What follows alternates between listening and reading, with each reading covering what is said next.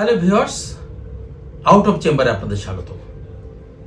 আমরা আজকে একটা বিষয় নিয়ে কথা বলবো।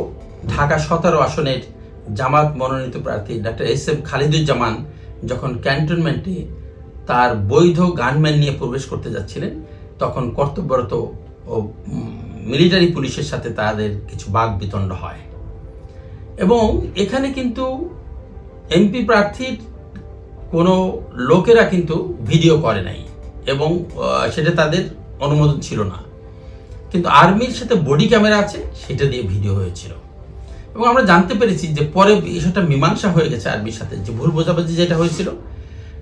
যদিও খালিদুজ্জামানের হয়তো উনি মনে করেছেন যে নির্বাচন কমিশন ওনাকে বৈধ গানম্যান রাখার সুযোগ দিয়েছেন, তো ওনার প্রতিদ্বন্দ্বী যিনি প্রার্থী উনি খুব সুপার সিকিউরিটি নিয়ে ঘুরেন, কিন্তু উনি নির্বাচন কমিশনের অনুমোদিত গানম্যান নিয়ে ভিতরে ঢুকতে পারবেন না। সেজন্য উনি ইমোশনালি কিছু কড়া কথাও বলেছেন, যদিও সেটা কাঙ্ক্ষিত না, কারণ নির্বাচনের আগে এবং যে কোনো সময়ই এরকম একজন শিক্ষিত লোকের কাছ থেকে আমরা হয়তো অনগণ আরেকটু নরম বা সফট বিহেভিয়ার আচরণ করে, কিন্তু উনি ইমোশনাল হয়েছেন যে উনি ঢুকতে পারেন নাই বৈধ একটা জিনিস নিয়ে।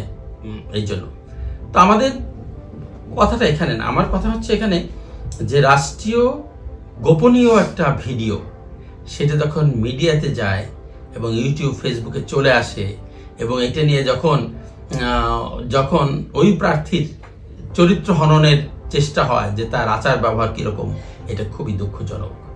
আমরা মনে করি যে বাংলাদেশ আর্মি, টোটাল আর্মি এর সাথে জড়িত না, হয়তো কোনো মতলববাজ অফিসার হয়তো এই ভিডিও লিঙ্কে ছড়িয়ে দিয়েছেন, এটা কাঙ্ক্ষিত না।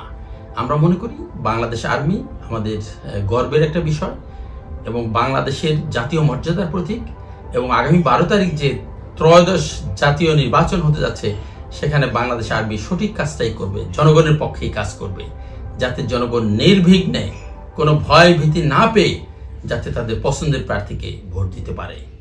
আমরা প্রশাসন এবং আর্মির কাছে এটাই আশা করছি। সবাই ভালো থাকবেন এবং নির্বাচনকে উৎসব হিসেবে আমরা গ্রহণ করি। আল্লাহ হাফেজ।